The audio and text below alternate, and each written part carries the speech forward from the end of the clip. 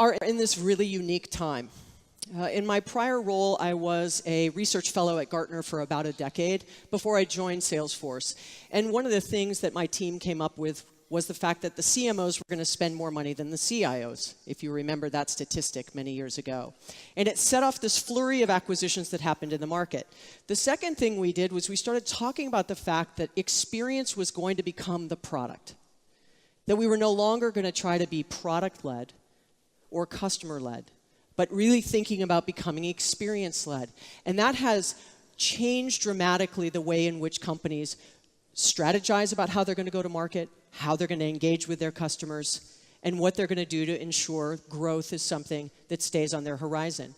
So this presentation has been built around some of the things that I've learned over the last 2 years. What's been fantastic is I've been inspired every day by the customers and how they're using technology in new and innovative ways to drive change not only for themselves, but more importantly, to make sure that their customers are successful with whatever they're doing with the things that you're selling. So this is all about this customer imperative, this customer experience imperative, and what does it mean to you, and why is it important? The first thing I'd say is it's all about disruption. Now, people will say, disruption as it relates to technology? Sure. I mean, I think we could not sit here today and say that we don't feel this massive amount of disruption that's been happening in the market from a technology standpoint, no doubt. But I actually believe that the most disruptive thing in the market today is not technology. I actually believe it's the customer. Because of all the things that are going on in their journey, because of all the things that they expect in their consumer lives, as well as in their business lives. We as consumers cannot leave that hat at the door when we show up for work. And so our expectations are this new blend between sort of B2C and B2B to kind of B to E, kind of B to everything, and B to the experience. Because I think you would be hard-pressed to think that you leave your consumer expectation at home when you try to do something from a business standpoint. So this disruption for me is all about the customer. The second thing I'd say, as you heard earlier today, is that the new battleground is really this experience lever. The companies are starting to talk about experience.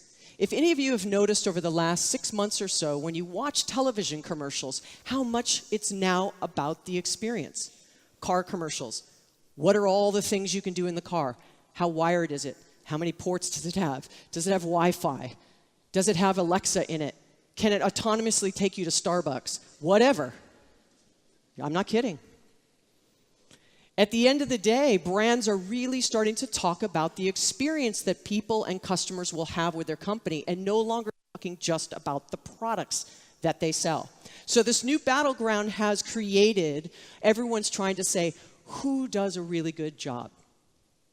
And do you think we can grow if we pivot towards customer experience? Many of you who are in the trenches every day will go, I know it's important because our customers think it's important. But then what happens is your executives, will it give me an ROI?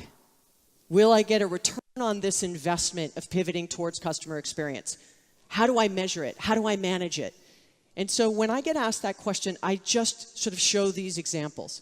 The first one being Tony from Zappos. For all of you who know, Zappos has something called the University of Wow. So if you're ever looking to go figure out how to change your call center, the University of Wow is a great place to go. You can take your entire team. It's similar to what Disney has done around experience for decades. But what's interesting about this is that customer service there is all about customer success. They sell shoes. So do lots of other people. So what makes them so unique?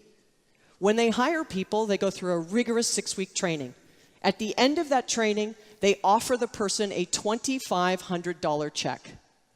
And they say, thank you. Thank you for going through our 6-week training. Thank you for your time. But you can take this $2,500 and you can leave. No worries. We've appreciated everything you've done while you've been here. Or you can give us back the check and you can stay and be an employee. Why do you think they do that? Why do you think they do that? Because they want people who are there who aren't there for just the paycheck. That they understand the mission and the DNA of the company. That it's all about this experience that you can deliver from a company that sells something that other people sell. So how do we make ourselves different?